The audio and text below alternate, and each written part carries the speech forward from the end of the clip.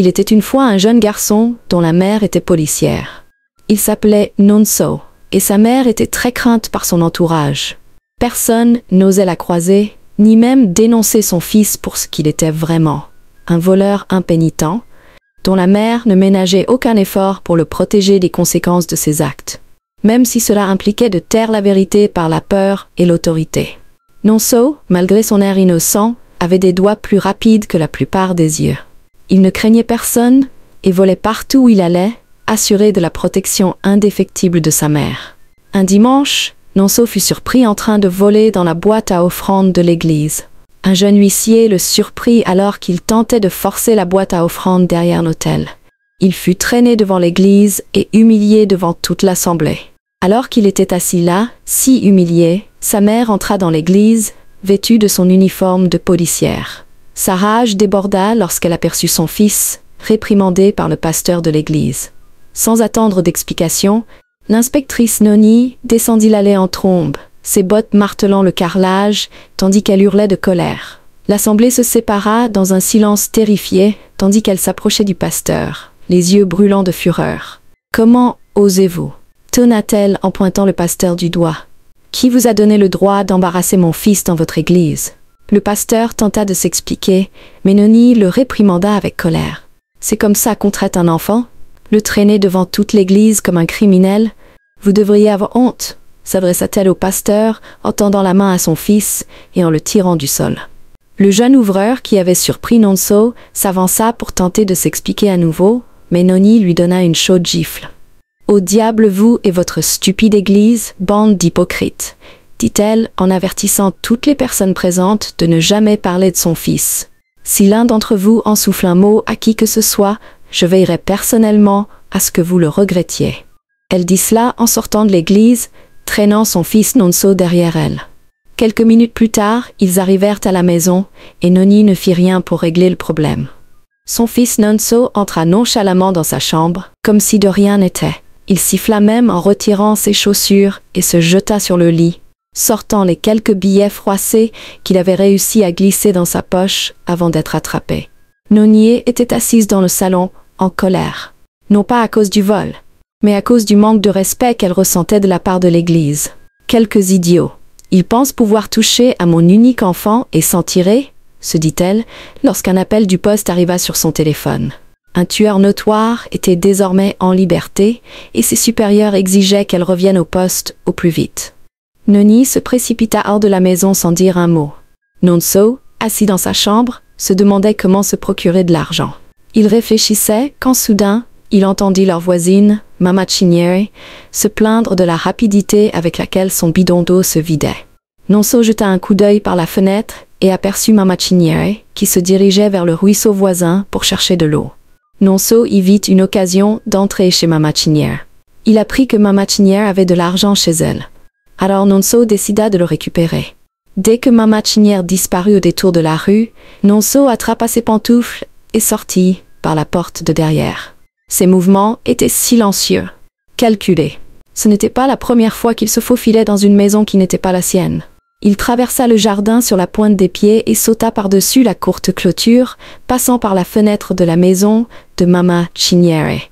Nonso se glissa dans la maison et atterrit doucement dans la petite cuisine. La maison était complètement silencieuse. Il se dirigea rapidement vers sa chambre. Son regard perçant ne tarda pas à trouver la boîte en bois sous son lit.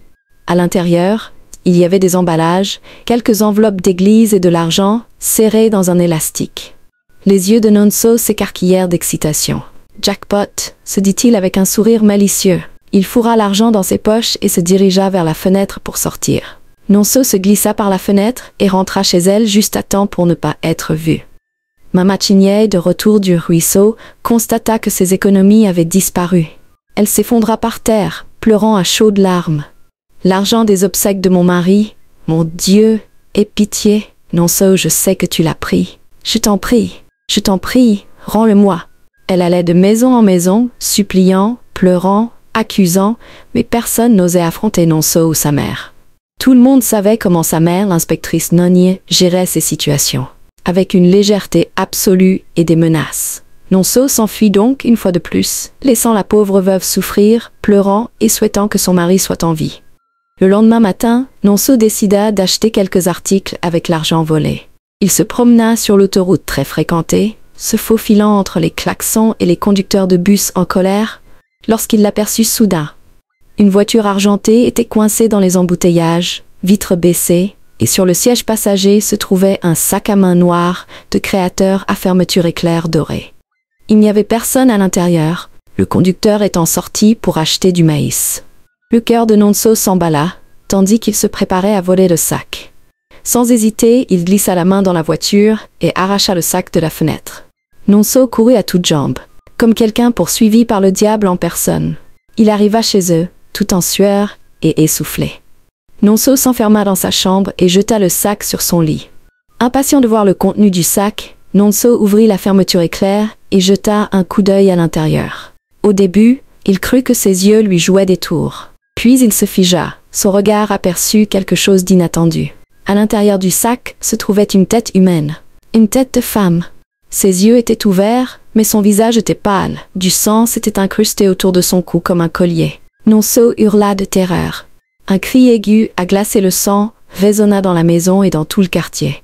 Sa mère, Noni, qui revenait tout juste du poste, fit irruption dans sa chambre, arme au poing. « Qu'est-ce qui se passe? Que s'est-il passé ?» demanda-t-elle à Nonso, qui se tenait là, haletant, tandis qu'il pointait du doigt l'étrange sac posé sur son lit, tremblant et incapable de parler.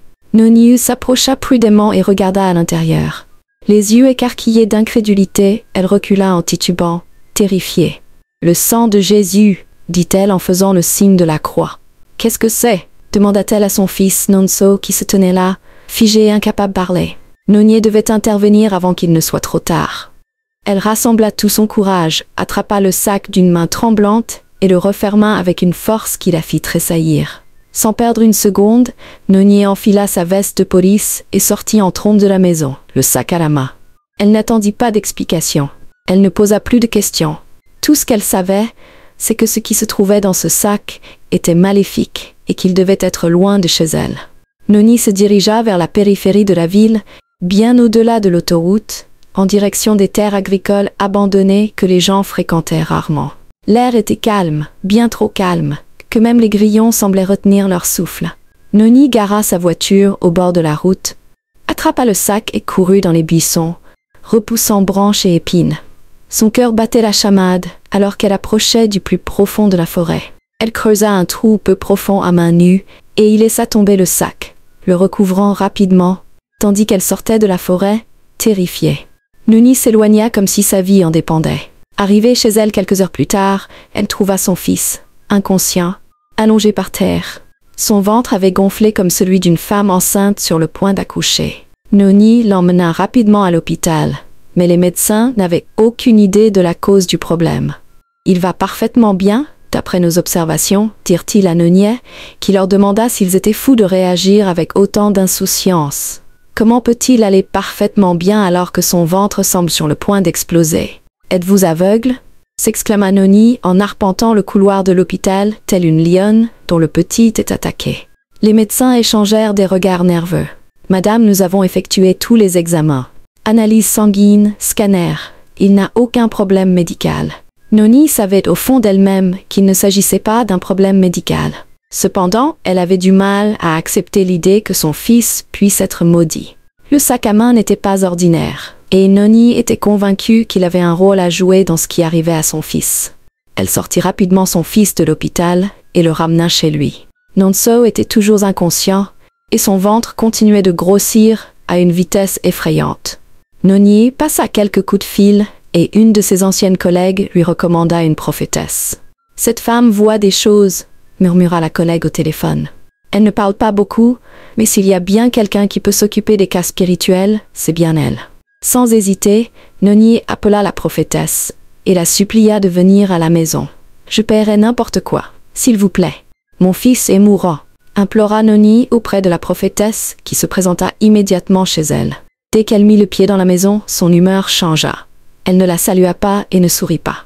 Noni l'emmena dans la chambre de son fils, tout en suppliant la prophétesse de sauver son fils. « S'il vous plaît, aidez-nous. Quelque chose de terrible lui arrive. » Mais la prophétesse leva la main pour l'empêcher de parler. Ses yeux étaient tombés sur Nonso, allongé immobile sur son lit, le ventre gonflé au-delà de toute imagination. La prophétesse se mit à frissonner en désignant Nonso du doigt, l'air terrifié. Elle se retourna pour partir, et Noni se précipita à sa poursuite, attrapant le bord de sa robe, la suppliant de ne pas partir. « S'il vous plaît, prophétesse, je vous en supplie au nom de Dieu, ne partez pas. Aidez mon fils, cria-t-elle, la voix brisée. Mais la prophétesse secoua violemment la tête, les lèvres tremblantes. « Je ne peux pas l'aider, murmura-t-elle. Je ne peux même pas rester dans cette maison. »« Comment ça? Tu es une femme de Dieu, cria Noni en la saisissant par les épaules. Tu es une femme hautement recommandée, alors pourquoi voudrais-tu partir sans nous aider? La prophétesse la regarda droit dans les yeux et lui révéla que c'était plus grand qu'elle. J'ai vu tant de choses dans la vie, mais celle-là, je ne l'avais jamais vue auparavant. Ses yeux se posèrent sur Nonso, étendu là, inconscient de ce qui se passait. Il est marqué, dit-elle d'une voix tremblante, marqué par quelque chose de plus ancien que les malédictions. Noni recula en titubant. Son cœur tremblait, tandis que le mot « marqué » résonnait sans cesse dans son esprit. Ce n'est pas seulement ton fils qui est marqué. Toi aussi, tu l'as été, et ton châtiment serait bien pire que celui de ton fils. Ton orgueil et ton arrogance sont à l'origine de tout. Si je reste ici plus longtemps, il saura que je l'ai vu, et il pourrait me marquer aussi, dit-elle en se tournant vers la porte, et en s'élançant, laissant Noni et son fils dans leur triste situation. Noni se tenait seule dans le silence de sa maison, les oreilles résonnant des derniers mots de la prophétesse en fuite. « Tu es marqué, et ton châtiment sera bien pire que le sien. » Ses genoux fléchirent sous elle, tandis qu'elle s'effondrait près du lit de son fils, se demandant quel serait son châtiment. Elle regarda son fils et commença à regretter toutes les fois où elle l'avait laissé s'en tirer avec sa méchanceté. Tous les avertissements qu'elle avait passés sous silence, et toutes les larmes qu'elle avait ignorées. Cette nuit-là, le tourment commença. Noni sentit ses os s'affaiblir. Elle s'effondra au sol, incapable de bouger, tandis que son corps commençait à se décomposer. Noni était vivante et consciente, prisonnière de son propre corps en décomposition, incapable de bouger ou de crier. Son esprit resta vif, tandis qu'elle observait la lente décomposition de sa chair, jour après jour. Elle regarda, impuissante, son fils étendu là, inconscient. Noni se mit à prier Dieu de la sauver. Pendant des jours, elle resta là, impuissante, espérant qu'un de ses voisins viendrait la chercher. Mais Noni savait qu'il valait mieux ne pas formuler de tels vœux. Après toute la terreur qu'elle avait vécue, déchaînée sur le quartier, elle n'avait plus personne vers qui se tourner. Personne n'osait même entrer chez elle. Personne n'osait même frapper. Elle croupit donc, seule pendant des jours, priant Dieu de sauver sa vie et celle de son fils. Puis on frappa. Un coup lent et persistant à la porte, qui continua jusqu'à ce que ça cesse. Noni essaya de toutes ses forces de répondre, mais ses lèvres restèrent immobiles, ne pouvant que pleurer. Noni ne s'était jamais sentie aussi impuissante de sa vie. Elle gisait dans sa propre crasse, les yeux rivés au plafond, tandis que les coups cessaient enfin. Le silence revint, plus pesant qu'avant. Et puis, des pas dans la maison. Les yeux de Noni s'écarquillèrent d'horreur. La porte d'entrée ne s'était jamais ouverte. Pourtant, elle entendait clairement les pas. Quelqu'un, ou quelque chose, était à l'intérieur de la maison, et Noni ne put s'empêcher de grimacer de terreur. Elle était allongée là, incertaine de ce qui l'attendait, lorsqu'elle entendit une voix l'appeler. « Inspecteur Noni » dit la voix, tandis que Noni sautait de joie, sachant que quelqu'un était enfin venu la chercher. Les pas se rapprochèrent, et Noni, du coin de l'œil, aperçut le pasteur Shuka. Ce même pasteur qu'elle avait insulté et humilié le jour où son fils avait volé l'église. Le pasteur Shuka se tenait là, une Bible à la main, sa robe blanche flottait derrière lui comme portée par une brise invisible. Derrière lui se tenaient 3 anciens de l'église, chacun tenant de l'huile d'onction à la main. Des larmes coulaient sur les joues de Noni, sachant que le pasteur Shuka était la dernière personne qu'elle s'attendait à voir. Comment pouvait-il être ici? Pourquoi viendrait-il? Elle se dit alors qu'il s'approchait, indifférent à la puanteur qui avait rempli la pièce. « Je t'ai vu en rêve il y a 3 nuits, dit calmement le pasteur Shuka. Tu étais allongé là, et ton fils n'était plus ton fils. » Il regarda le corps gonflé de Nonso. « Il y a quelque chose d'ancien dans cette maison, poursuivit-il. Quelque chose qui est entré par le péché de vol et qui a été enraciné dans l'orgueil. » Le pasteur Shuka se tourna vers les autres et hocha la tête. « Nous devons commencer. » Les anciens de l'église allumèrent leurs bougies. La pièce trembla, tandis que la présence maléfique se mit à siffler. Le pasteur Shuka ouvrit sa Bible et commença à prier, d'une voix ferme et autoritaire. Alors que les écritures coulaient de ses lèvres, les rideaux s'agitèrent violemment, tandis que les lumières se mirent à vaciller. Un son puissant et inhumain jaillit du corps de Nonso, tandis que ses yeux s'ouvraient brusquement. Le mal avait pris possession de son corps, hurlant et hurlant de colère contre les pasteurs. Un cri qui n'appartenait pas à un garçon. Le pasteur Shuka ne broncha pas. Il versa de l'huile d'onction sur le front de Nonso et se mit à prier avec ferveur. Tout esprit maléfique qui a élu domicile dans cet enfant, je vous chasse au nom de Jésus. Toute force ancienne, je vous ordonne de la libérer, maintenant. Soudain, le lit se mit à trembler, tandis que le miroir au mur explosait. De l'ombre, une forme surgit.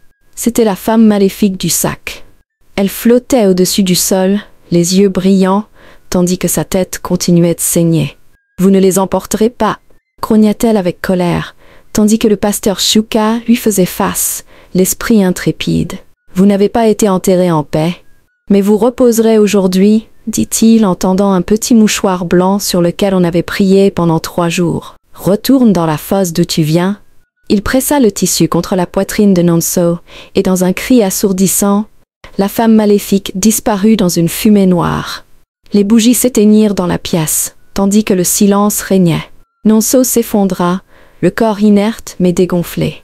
Noni cligna des yeux tandis que ses doigts se mirent à trembler. Elle pouvait désormais bouger et sa peau était rétablie. « Je peux parler maintenant », dit-elle joyeusement, les larmes aux yeux. Le pasteur Shuka se tourna vers elle pour lui révéler que l'esprit ne la tourmentait pas seulement. Il nourrissait sa culpabilité et que c'était pourquoi il avait une telle emprise sur elle. Le pasteur Shuka oignit son front d'huile, déclarant qu'elle vivrait, si seulement elle vivait une vie différente. Noni promit de changer. Les larmes aux yeux, elle tomba à genoux, sanglotant sans retenue. « Je t'ai aveuglée ?»« Aveuglée par l'orgueil » s'écria-t-elle. « Je pensais protéger mon fils, mais je ne savais pas que je le détruisais. » Le pasteur Shuka posa une main sur son épaule, lui révélant que la miséricorde existe, même après le jugement. Cependant, il avertit Nonié de ne jamais redevenir celle qu'elle était. Ni en tant que mère, ni en tant que femme, ni en tant qu'âme.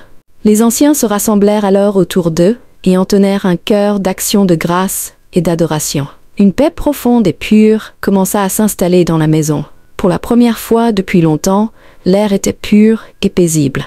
Noni et son fils Nonso visitèrent l'église une semaine plus tard. Nonso se tenait aux côtés de sa mère, devant l'autel de cette même église où tout avait commencé. Son arrogance et son orgueil avaient disparu. Nonso ressemblait à un garçon qui avait frôlé la mort et qui en revenait avec une histoire qu'il pouvait à peine raconter. Noni s'avança et tint le micro. Elle fit face à toute l'église, la voix tremblante, tandis qu'elle commençait à parler. « Je suis venue ici il y a des semaines, non pas comme mère, mais comme un avertissement. J'étais fière, arrogante. J'ai laissé la peur des hommes devenir ma loi, et j'ai laissé mon fils devenir un monstre en mon nom. » Elle marqua une pause, regarda son fils et continua. « Mais Dieu nous a donné une autre chance, par l'intermédiaire de ceux-là même dont je me moquais, par l'intermédiaire du pasteur que j'ai insulté. Et aujourd'hui, je m'agenouille devant vous pour vous demander pardon. » Toute l'église resta immobile, la regardant avec compassion. Puis Mama Chinyé, la veuve dont Nonso avait volé l'argent, se leva.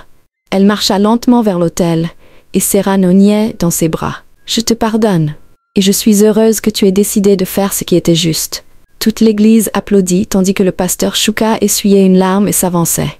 Sachez que le mal peut survenir pour une nuit, mais quand le cœur se repent, Dieu combat pour ceux qui sont brisés. Nonso apprit sa dure leçon, ne plus jamais voler. Il commença à prendre des mesures pour arranger les choses. Le lendemain, Nonso se rendit chez Mama Chinyé, non pas pour se faufiler par la fenêtre, mais pour frapper à sa porte, la tête baissée. Elle ouvrit et se figea, surprise de le voir là, une enveloppe à la main. « J'ai économisé de l'argent, dit doucement Nonso. Ce n'est pas tout ce que j'ai pris, mais je continuerai à travailler jusqu'à ce que j'ai tout remboursé. » Mama Chinyé le fixa du regard. Ses lèvres tremblaient, non pas de colère, mais de soulagement. Elle prit l'enveloppe lentement, puis tendit la main et serra Nonso dans ses bras. « Je t'ai déjà pardonné, murmura-t-elle, mais merci mon fils. » À partir de ce jour, Nonso devint un autre garçon. Il rendit tous les objets qu'il avait volés, même les plus petits. Crayons, mouchoirs, jouets. S'il ne retrouvait pas le propriétaire, il les déposait dans la boîte à offrandes de l'église. Il devint connu non pas pour ses doigts agiles, mais pour son humilité. Et chaque fois que quelqu'un lui demandait pourquoi il avait changé, il baissait les yeux et répondait « Je suis mort autrefois, mais Dieu m'a ramené à la vie ». La leçon à tirer de cette histoire est que tout ce qui se passe finit par arriver. Apprenez à être bienveillant envers les autres et traitez-les comme vous aimeriez être traités. Ne laissez pas l'avidité vous conduire à faire des choses que vous regretteriez. Parents, apprenez à mettre en garde vos enfants lorsqu'ils font le mal. Ne défendez pas le mal au nom de l'amour. Le véritable amour discipline. Le véritable amour corrige. Ce que vous ignorez aujourd'hui au nom de la protection pourrait devenir ce qui détruira votre enfant demain. Et à vous, jeunes, souvenez-vous de ceci. Chaque action a des conséquences. Nul n'échappe à la récolte de ses semences. Elle ne viendra peut-être ni aujourd'hui ni demain, mais elle viendra sûrement. Mais surtout, lorsque la miséricorde vous trouve, saisissez-la. Lorsque la vie vous offre une nouvelle chance, saisissez-la. Lorsque la main de Dieu vous sauve de la destruction, ne retournez pas au feu, car tous ceux qui voient la tombe ne peuvent pas revenir et raconter l'histoire. J'espère que vous avez apprécié l'histoire.